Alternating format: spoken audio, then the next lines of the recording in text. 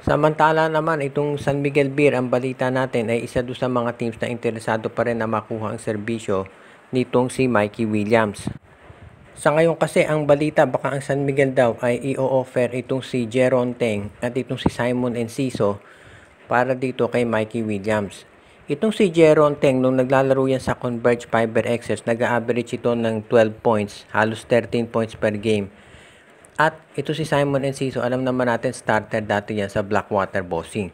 So ibig sabihin, sa San Miguel bangko sila at mababa yung average. Pero kung bibigyan ng playing time, makakapag-contribute naman.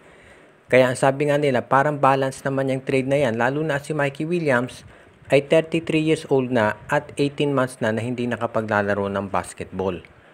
So kung titignan natin, mukhang okay naman ang ganitong trade at balance. Sa TNT Tropang Giga, okay na rin yan dahil makakakuha ka ng dalawang player kapalit ni Mikey. At ang TNT naman, sanay na naglalaro nang wala itong si Mikey Williams. So parang nakakuha sila ng mga free agent. Dahil halos baliwala na kung mawawala sa kanila si Mikey dahil hindi naman nila ito ginagamit ng matagal ng panahon. Yun nga lang, ang problema dyan kasi baka lalong lumakas ang San Miguel kung ibibigay mo dyan si Mikey Williams. Dahil nakita na natin ang naging improvement dito sa rotation ng San Miguel nung nakuha nila si Wamit Yongson at Andreas Kahilig. So ano pa kaya kung idadagdag mo dyan itong si Mikey Williams. So iyan ngayon ang pinag-aaralang mabuti nitong mga management ng TNT at ng San Miguel. Kung San Miguel ka, syempre willing ka nang i-offer si Teng at si Enciso dahil halos hindi naman nagagamit. Ito sa point guard mo, nandiyan naman si Wamit Yongson at si Chris Ross. At kung makukuha mo si Mikey, syempre mas pipiliin mo yan. At si Jeron Teng, hindi rin naman nagagamit sa rotation ng SMB. Kaya sa tingin ko, okay na yung ganyang rotation para dito sa San Miguel kung sakali na pumayag ang TNT sa ganitong offer nila na ibibigay.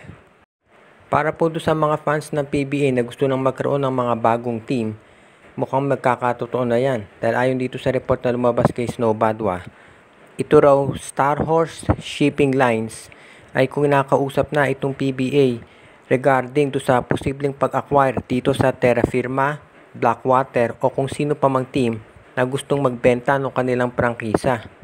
O kaya baka ang gagawin nitong Star Horse kung walang team na gustong magbenta ng prangkisa ay magtatayo sila ng sarili nilang koponan from the ground up. Kumbaga dadami yung team sa PBA at kinakausap na raw nila si Commissioner Willie Marshall tungkol sa bagay na ito. Ngayon kung sakasakali nga na ito yung magkakatotoo, syempre good news yan para sa mga fans ng PBA. Ang tanong na lang ay kung ito bang Star Horse ay bibilin itong Terra Firma o Blackwater o kaya ay kung magtatayo sila ng sarili nilang koponan. Maraming mga fans gusto magdagdag na lang ng mga teams para mas maraming koponan sa PBA. Pero syempre itong Star Horse mas pipiliin nila na bumili na lamang ng koponan dahil mas madaling bumuo ng isang competitive na team kung bibili ka ng koponan kasi yung mga players nasa iyo na kaysa naman na magre-rely ka sa isang dispersal draft dahil syempre ang ibibigay lamang ng mga teams ay yung mga reserba nila na hindi naman ginagamit. Kaya sa tingin ko mukhang itong Star Horse isa doon ang gagawin. Ngayon syempre meron ding mga fans na ang gusto bilhin na lang nila itong Terra Firma dahil alam naman natin na hindi maganda reputasyon ng Terra Firma dito sa PBA. Kaya nga sabi ng iba mas mabuti na bilhin na yan ng Star Horse para at least magkaroon ng mas magandang kompetisyon dito sa PBA. Yan ngayon ang tanong kung ito ay matutuloy. Dahil syempre medyo mahigpit yung regulations dyan. Pero kung Star Horse naman ang sasali sa PBA, madali naman yan dahil wala itong kakompetensya na produkto mula doon sa mga teams na naglalaro ngayon dito sa liga. Ang Barangay Ginebra ay nagre-ready na para dito sa kanilang debut dito sa PBA Commissioner's Cup pero hindi pa na maaalis yung posibilidad na sila ay gumawa ng last minute trade. At ang makausap nilang team dyan ay ang Northport Batangier. Sa ngayon kasi mukhang yung negotiations dito kay Mark Carino ay hindi pa natutuloy. At baka medyo mapuspone yung paglipat ni Carino dyan dahil ang problema nga walang center itong Terra Firma Jeep. Kung tatanggalin mo si Mark Carino dyan, sino pang matitira? Wala na nga itong si Christian Stan Hardinger. So baka pansamantala ang gustong kunin ng Barangay Ginebra ay itong si Cade Flores ng Northport Batangier. Ang isa actually nilang tinitignan posibilidad dyan kasi kung maganda lalaroin ni Cade Flores, baka siya na lang kaysa kay Mark Carino. Mas matangkad dito si Carino pero yung all-around skills mas okay itong si Cade Flores. Nakita na natin kung ano ang kaya nitong gawin ng kanyang rookie season kung saan naging runner-up siya sa Rookie of the Year dito kay Stephen Holt. So sa ngayon, yan ang magiging posibilidad dito. Baka si Cade Flores ang kunin ng Barangay Ginebra at ang tanong na lang sino kapalit, posible na si Paul Garcia at si Bon Pesumal ang ibigay ng Gene Kings dyan. Dahil sa ngayon, mukhang ganyan ang magiging sitwasyon dito. Okay naman yon. Or baka idagdag pa ng Ginebra yung isang first round draft pick nila. Depende na lang yan kung ano magiging offer. Sa ngayon, okay na okay kung si Cade Flores ang makuha ng Barangay Ginebra dahil legit big man ito. Nakita na natin yung nagiging struggle dito kapag maliit yung import mo. Itong TNT Tropang Giga, tinambakan ng Eastern Hong Kong. So ngayon ang Barangay Ginebra, yan ang dahilan kung bakit gusto nilang kumuha ng big man. Kaya abangan na lang natin kung ano magiging desisyon dito ng Barangay Ginebra kapag sila ay kukuha ng big man na magagamit sa kanilang lineup. As it is, pwede nating masabi dito na itong Barangay Ginebra ngayon ay sisiguraduhin na sila ay gagawa ng magandang hakbang para mapalakas yung kanilang koponan sa ngayon. Ang Magnolia Chicken Templados ay naghahanap pa rin ng bagong import sa tingin ko. Officially, walang announcement yan. Pero kung ikaw ang Magnolia, kinakailangan pag-isipan mo ng mabuti kung papalitan na itong si Ricardo Ratliff. 10 points lang ang na-score ni Ratliff nung huli niyang laro at ang bali-balita meron daw itong shoulder injury.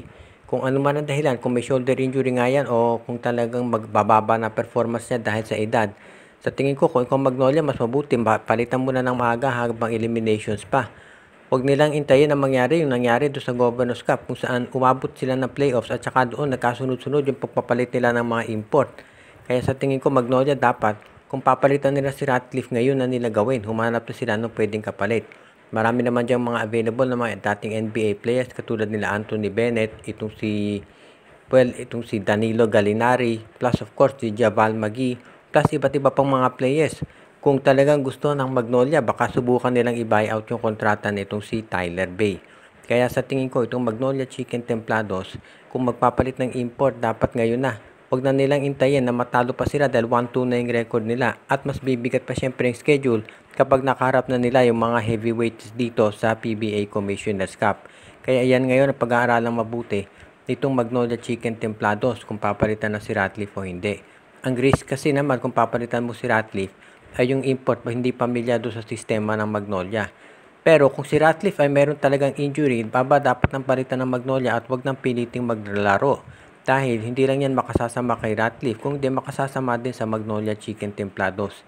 Kaya yan ngayon ang aabangan natin kung papalitan na ba talaga ng Magnolia itong si Ricardo Ratliff at kukuha na sila ng bagong import na magagamit ngayon dito sa Commissioner's Cup para masigurado na yung kanilang performance ay hindi na maituturing na kasintulad noong nangyari dito sa Governor's Cup kung saan na-eliminate sila ng rain or shine. Shout out kay Joseph Pineda, kay Jonel Alagon at Celino Valles family, RG Bueno at Dalina family, Michael D, Alicia Garcia, Malyari Mascarinas, Dalmacio de Guzman, Edwin Carmona Jr., Ireneo Salangsang. Binabati din natin si Anthony Alon family, Dexter Domer, Enju, pati na rin si Katsakino Dukusin, Junjun, Angie, Patpat at Biboy Matas, Joshua Giray, Espejo at Rosales family, RG Bueno at Dalina family, at pati na rin ang iba pa nating mga taga-subaybay.